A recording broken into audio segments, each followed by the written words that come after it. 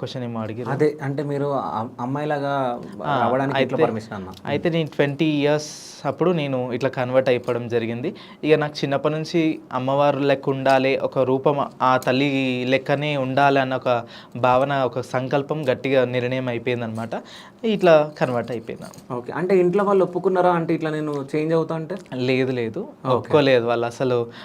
వాళ్ళకి తెలియదు కూడా. ఫస్ట్ ఆఫ్ ఆల్ ఏంటంటే వాళ్ళకి చెప్పకుండా చేయకుండా నేను వెళ్ళిపోయినా, ఇంట్లోకించి వెళ్ళిపోయి నేను అప్పుడు చిన్నగా ఉన్నప్పటి నుంచే బోనాలు ఎత్తుకుంటుంటే, ఇక ఆ బోనాల పైసలు అక్కడ ఇక్కడ అవన్నీ పైసలు కలెక్ట్ చేసుకొని ఇంకా అట్లా వెళ్ళిపోయాను అనమాట.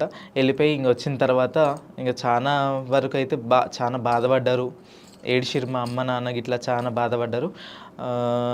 ఇంకా ఏంటంటే మా చుట్టాలు కూడా, అంటే చుట్టాలు అంటే ఒక సైడ్ నుంచి చూస్తే చుట్టాలు వాళ్ళతోటే ఇంక వాళ్ళతోటి ప్రాబ్లమ్స్ ఫేస్ చేసిన, ఇంకా మా ఫ్యామిలీకి కూడా అంటే నేను ఒక ప్రాబ్లమ్ని తెచ్చి క్రియేట్ చేసి పెట్టినట్టు అయిపోయింది. నాకు అదే ఒక టార్గెట్, అదొక ఛాలెంజ్ అనిపించింది.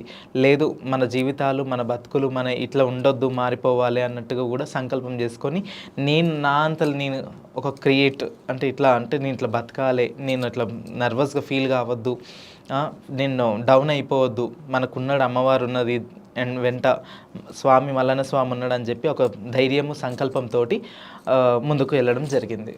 ఓకే. అట్లా.